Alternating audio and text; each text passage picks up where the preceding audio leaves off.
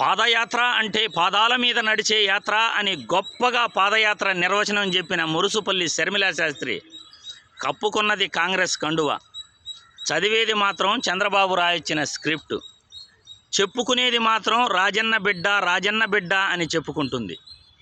నేను Congress party అధ్యక్షురాలిని, Congress party పలానా మంచి చేసింది, కాంగ్రెస్ పార్టీ ప్రాజెక్టులు కట్టింది, కాంగ్రెస్ పార్టీ 2009 నుండి 2014 వరకు రాష్ట్రాన్ని సర్వనాశనం చేసింది, ఒక్క ప్రాజెక్టు కూడా కట్టలేదు, పోలవరాన్ని నిర్మించలేదు, రాష్ట్రాన్ని అడ్డగోలుగా విభజించి ఈ 10 సంవత్సరాలలో రాష్ట్రంలో ప్రత్యేక హోదా గురించి మేము పోరాడలేదు, పోలవరం గురించి పోరాడలేదు, ఎప్పుడు ఆ ఏపీ రాష్ట్ర ప్రయోజనాల కోసం పార్లమెంటులో మేము పోరాడలేదు అని నువ్వు గట్టిగా చెప్పాలి షర్మిల. కాంగ్రెస్ పార్టీ చేసిన అన్యాయాలను, కాంగ్రెస్ పార్టీ చేసిన దౌర్భాగ్యపు పనులను నువ్వు ఈరోజు చెప్పకుండా జగన్మోహన్ రెడ్డి గురించి విమర్శిస్తున్నావు. జగనన్న ఎన్నికలకు ముందు మంచివాడట, అధికారంలోకి వచ్చిన తర్వాత జగనన్న చెడ్డవాడైపోయాడట. ఎందుకు చెడ్డవాడైపోయాడో అది కూడా చెప్పు షర్మిల.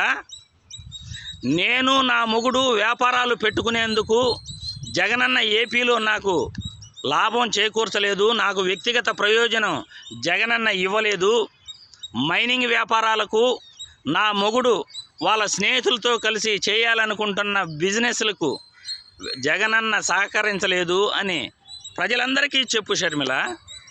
జగనన్న ఎందుకు అధికారంలోకి వచ్చిన తర్వాత నీకు ఎందుకు చెడ్డవాడైపోయాడు, ఎందుకు జగనన్నపై నువ్వు ఈ విధంగా మాట్లాడుతున్నావు, రాష్ట్రంలో నీకు అభివృద్ధి కనబడలేదా, కాంగ్రెస్ పార్టీ ఏమి అభివృద్ధి చేసింది, రాజన్న చనిపోయిన తర్వాత కాంగ్రెస్ పార్టీ 2009 నుండి 14 వరకు రాష్ట్రాన్ని ఎలా అడ్డగోలుగా విభజించింది, వీటిపైన మాట్లాడాలి. రాష్ట్రంలో ప్రభుత్వ బడులు, ప్రభుత్వ ఆసుపత్రులకు లక్షల కోట్లు పెట్టిన జగన్మోహన్ రెడ్డి గారు ఈరోజు ఐబీ సిలబస్ను రాష్ట్రంలోకి తీసుకువచ్చి ఐబీ అధికారులతో ఒప్పందాలు చేసుకున్నాడు. ఇది నీకు కనబడలేదా? రాష్ట్రంలో పేద బిడ్డలు చదువుకోవాలి, పేద బిడ్డలు గొప్ప ఇంజనీర్లు, డాక్టర్లు కావాలనే సంకల్పంతో పేద బిడ్డలు బడికి పంపితేనే అమ్మఒడి పథకం ఇస్తున్నాడు. కార్పొరేట్ కళాశాలలతో సమానంగా పేద బిడ్డలు కూడా మంచిగా కార్పొరేట్ కళాశాలల్లో చదువుకోవాలి.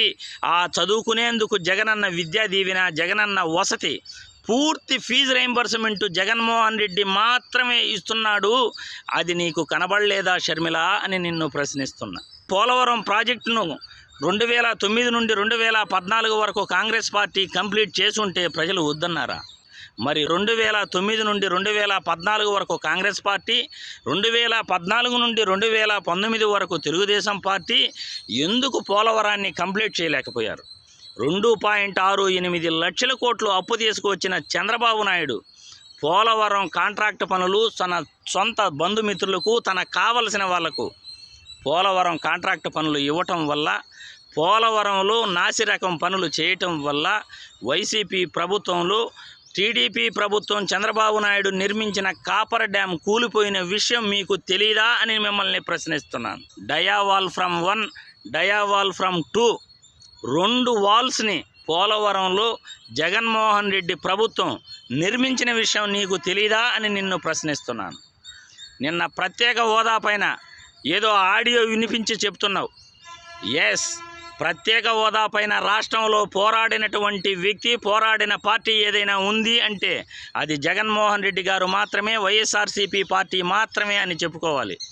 ఎన్నికలకు ముందు 2019 ఎన్నికలకు ముందు ప్రత్యేక హోదా కోసం 25 సీట్లకు 25 సీట్లు లోకసభ స్థానాలు ఇచ్చినట్లయితే అధికారంలోకి వచ్చే ఏ పార్టీనైనా మేము మెడలు ఉంచి ప్రత్యేక హోదా తీసుకొస్తాము అని జగన్మోహన్ రెడ్డి గారు చెప్పడం జరిగింది.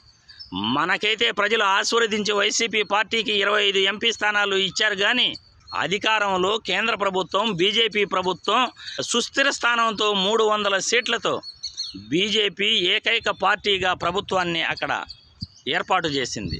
సింగిల్ పార్టీగా ప్రభుత్వాన్ని ఏర్పాటు చేసిన బీజేపీని మనం మెడలు వంచగలమా?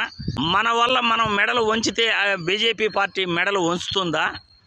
కానీ పార్లమెంటులో వైఎస్ఆర్సీపీ ఎంపీలు ఎప్పటికప్పుడు ప్రత్యేక హోదాపై బీజేపీని నిలదీస్తూనే ఉన్నారు. అవన్నీ నీకు కనబడలేదా? ఏ రోజైనా కాంగ్రెస్ పార్టీ ప్రత్యేక హోదా గురించి కానీ పోలవరం గురించి కానీ ఒక్కరోజైనా మాట్లాడిందా? కాంగ్రెస్ కండువా కప్పుకున్నావు. రాజన్నను నువ్వు వ్యక్తిగతంగా దూషించడానికి, వ్యక్తిగతంగా పగ తీర్చుకోవడానికి, రాజన్న బిడ్డగా నువ్వు చెప్పుకుంటూ జగన్మోహన్ రెడ్డిపై వ్యక్తిగత స్వార్థం కోసం నువ్వు ఈరోజు మాట్లాడుతున్నావే కానీ చంద్రబాబు రాయించిన స్క్రిప్టుతో నువ్వు ఈరోజు జగనన్నను విమర్శిస్తున్నావే కానీ చంద్రబాబుతో లాలూచీ పడిన విషయం, కాంగ్రెస్ దగ్గర నువ్వు నీ పార్టీని విలీనం చేసి ప్యాకేజీ తీసుకున్న విషయం ప్రజలందరికీ కూడా నువ్వు తెలియజేయాలి. షర్మిలాదేవి, పాదాల మీద నడిచే యాత్ర, పాదయాత్ర అంటే పాదాల మీద నడిచే యాత్ర అని గొప్ప నిర్వచనం రాగాలు తీస్తూ చెప్పావు. మళ్ళీ జగనన్న ప్రత్యేక హోదా గురించి రాగాలు తీస్తున్నాడు అని మాట్లాడుతావు. నువ్వు తీసే రాగం కన్నా జగన్మోహన్ రెడ్డి తీసే రాగాలు చాలా చాలా తక్కువ. తెలంగాణలో పార్టీ పెట్టావు, రాజన్న పరువు తీసేసావు. అక్కడే నా జీవితం అన్నావు, తెలంగాణ కోడలన్నావు, అక్కడే సస్తాను అన్నావు. కానీ పార్టీని 2 సంవత్సరాలు కూడా నడపలేని దుస్థితిలో నువ్వు చంద్రబాబుతో కుమ్మక్కై కాంగ్రెస్ పార్టీలో నీ పార్టీని విలీనం చేసేసావు. అది నీ చరిత్ర. ఈరోజు జగన్మోహన్ రెడ్డి వ్యక్తిగతంగా నీకు లాభం చేకూర్చలేదని, నీ మొగుడు వ్యాపారాలకు వ్యక్తిగత లాభం జగన్మోహన్ రెడ్డి చేకూర్చలేదని ఈరోజు జగన్మోహన్ రెడ్డిపై నువ్వు తిరుగుబాటు చేసావు. నీ చరిత్ర గురించి చెప్పాలి అంటే కథలుగా చెప్పచ్చు. కాంగ్రెస్ పార్టీ చేసిన పనుల గురించి చెప్పకుండా కాంగ్రెస్ పార్టీ 2009 నుండి 2014 వరకు ఏం చేసిందో నువ్వు చెప్పకుండా కాంగ్రెస్ పార్టీ కండువా గప్పుకుని చంద్రబాబు రాయించిన స్క్రిప్ట్ చదువుతూ జగన్మోహన్ రెడ్డి గురించి నువ్వు విమర్శిస్తావా? ముందుగా నీ కండువా గప్పుకున్న కాంగ్రెస్ గురించి ఏం చేసిందో నువ్వు ప్రజలకు చెప్పాలి. తర్వాతే నువ్వు ఓట్లు అడగాలి. తర్వాతే జగన్మోహన్ రెడ్డి గురించి నువ్వు విమర్శించాలి. ఎక్కడికైనా సిద్ధం. జగన్మోహన్ రెడ్డి చేసిన మంచి పనుల గురించి చెబుతూ మేము ఓటు అడుగుతాం. కాంగ్రెస్ చేసిన మంచి పనుల గురించి నువ్వు చెప్పే ధైర్యం కానీ దమ్ము కానీ నీకు ఉందా అని నిన్ను ప్రశ్నిస్తున్నా. అదేవిధంగా చంద్రబాబు నాయుడు కూడా చంద్రబాబు చేసిన 14 సంవత్సరాల పరిపాలనలో ఏం మంచి చేశాడో ప్రజలకు చెప్పగలడా అని నిన్ను ప్రశ్నిస్తున్నాను. కాంగ్రెస్ పార్టీ కానీ టీడీపీ కానీ వాళ్ళు చేసిన మంచి పనుల గురించి చెప్పి ప్రజలను ఓటడిగే దమ్ము కానీ ధైర్యం కానీ మీకుందా మురుసుపల్లి శర్మిలా శాస్త్రి అని నిన్ను ప్రశ్నిస్తున్నా.